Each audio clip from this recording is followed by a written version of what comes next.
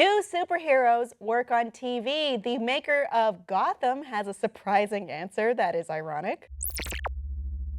So recently, again, we're going back to the Edinburgh Television Festival.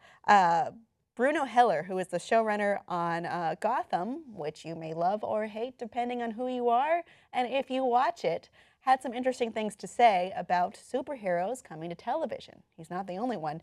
I don't think superheroes work very well on TV, probably because of the costume thing.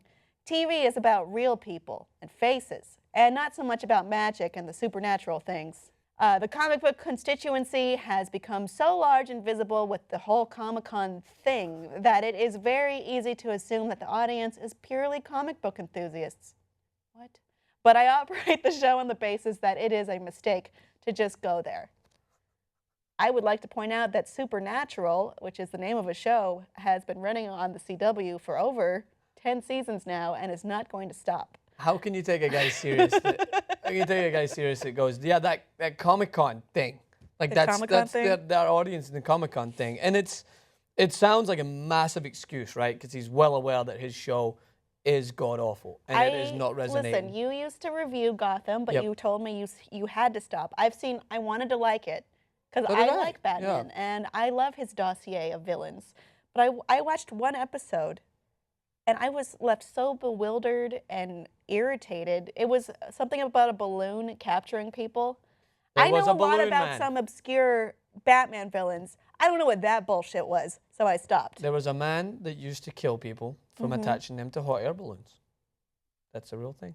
And it was on the show. It was about that time where I realized... Was there a comic that I missed that this was based on? No, there was a very weird show writer who was obviously sitting in the room and was probably high off his ass and went, let's kill people with hot air balloons. I wanted weird villains, like maybe the Mad Hatter, you know, like things that don't normally appear.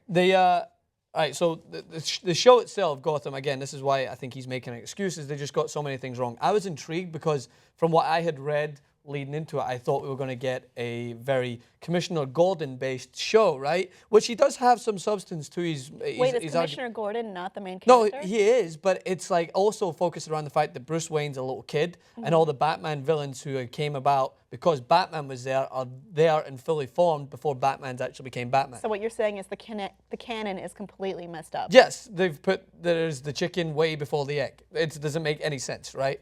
So I don't understand how they can criticize the fundamentals without actually including the fundamentals into it. If you had the Batman villains come along chronologically, or not even that, just have them be there because Batman is a thing, that would have made sense. But I wanted them to not have Batman be there, but have it be around the everyday kind of grueling task that Commissioner Gordon has to deal with in and outs of it without being a superhero. That would have been an interesting show concept. It's a difficult task. I mean, when you say it like that, like we're at this point, you know, the seeds of the Batman universe sprouting or beginning to sprout or germinate or whatever instead of already being there. Poison Ivy will actually become a adult Poison Ivy now because apparently in the next movie a monster causes her to become an adult. That's an actual description of how she's going to become an adult character. Because they realized that the idea of having all these kids doesn't make sense. Their Ivy was a little messed up to begin with because her name was not Pamela Isley. It was like, what, Ivy something? Ivy, I don't know who it was. So maybe we could view this as being extremely alternate universe since that's not even Pamela Isley. But, I mean, what reason could there be to do that besides we need an adult? We need someone who's probably more okay to like sexually. Yeah, and the thing about this is that they had a decent backing and they had the ability to kind of capture a following. And I'm not just being the fanboy comic book enthusiast that wants to just rip apart anything that doesn't encompass everything that these books stand for. I just was interested to see how they could have went with it. And they brought in a bunch of big names like Donald Logan, who's I actually really liked him as an actor, and I think he had a great task of being... Did his character die? No, he was in it. I mean, I'm talking about the fact that they just didn't use him well. He was the partner, obviously, to Commissioner Gordon, and it was...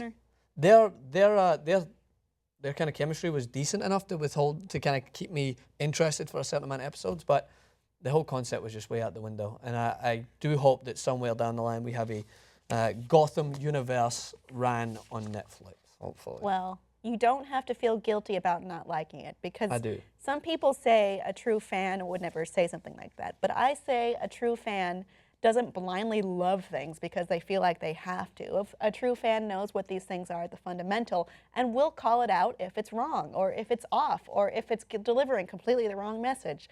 So, you know what? If you feel that way, you say it. I'm standing by my guns. Kim. Stand up and be proud of yourself, Francis. You can do it. I've got it.